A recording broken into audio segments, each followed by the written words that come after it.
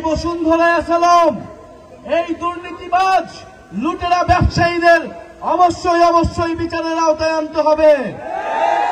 Mafia Bashundhara group বাংলাদেশের media, রাজনীতি, অর্থনীতি সবকিছুকে নিয়ন্ত্রণ করেছে, জনগণকে জিম্মি করেছে, মানুষের টাকা লুট করেছে, ব্যাংকগুলোকে লুট করেছে। সেই বসুন্ধরা গ্রুপের আমরা বিচার চাই।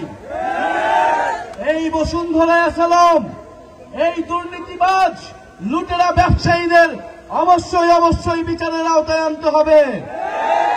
এবং এখনো এই গণ-অভ্যুত্থানের পরেও এই সকল মাফিয়া লুটেরা ব্যবসায়ীদের যারা রাজনৈতিক আশ্রয় দিচ্ছে, সমর্থন দিচ্ছে, তাদেরকেও প্রত্যাখ্যান করতে হবে। রাজনৈতিক সমর্থন ছাড়া এরা এখনো টিকে থাকার সুযোগ পেত না। এবং অন্তর্বর্তী সরকারকেও এই সকল মাফিয়া লুটেরাদের প্রতি কঠোর পদক্ষেপ গ্রহণ করতে হবে। যারা জনগণের টাকা লুট করেছে, যারা ব্যাংক লুট করেছে, গণ-অভ্যুত্থানের পরেও তারা কিভাবে এখনো তাদের মিডিয়া কিভাবে জনগণের বিরুদ্ধে, গণ-অভ্যুত্থানের বিরুদ্ধে কথা বলতে পারেন। প্রিয় সিরাজগঞ্জবাসী, এই জুলাই গণ-অভ্যুত্থানের পরে আমরা বলেছিলাম যে একটি বৈষম্যহীন বাংলাদেশ আমরা করব। তরুণদের নেতৃত্বে একটি বাংলাদেশ তৈরি করার স্বপ্ন আমরা দেখি এখনো। আপনারা যারা মুরব্বীরা রয়েছেন, আপনারা যারা মা বোনেরা রয়েছেন, আপনাদের কাছে আমরা দোয়া চাইতে এসেছি, সমর্থন চাইতে এসেছি।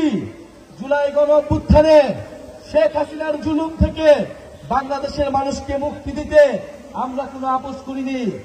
আমরা জীবনের সর্বোচ্চ ঝুঁকি নিয়ে মাঠে ছিলাম। আপনাদের সন্তানেরা মাঠে ছিল, পুলিশের বুলেটের সামনে বুক পেতে দাঁড়িয়েছিল। এখন আমরা যারা জীবিত আছি, আপনারা যারা জীবিত আছেন, আপনার আমার দায়িত্ব সেই সকল মানুষরা যারা শহীদ হয়েছে তাদের আকাঙ্ক্ষাকে বাস্তবায়ন করা, তাদেরকে সেই প্রকৃত মর্যাদাটা দেওয়া। প্রিয় সিরাজগঞ্জবাসী, আমরা বলবো ফ্যাসিবাদের সময়, শেখ হাসিনার সময় যে ভয়ের সংস্কৃতি তৈরি হয়েছিল, সেই ভয়ের সংস্কৃতির বিরুদ্ধে গিয়ে গণ-অভ্যুত্থান তৈরি হয়েছে। যারা গণ-অভ্যুত্থান করেছে এই প্রজন্ম কাউকে ভয় পায় না। যারা পুলিশের বুলেটের সামনে থেকে ফিরে এসেছে, যারা নির্ঘাত মৃত্যুর মুখ থেকে ফিরে এসেছে, তারা কাউকে ভয় করে না, তারা কাউকে পরোয়া করে না।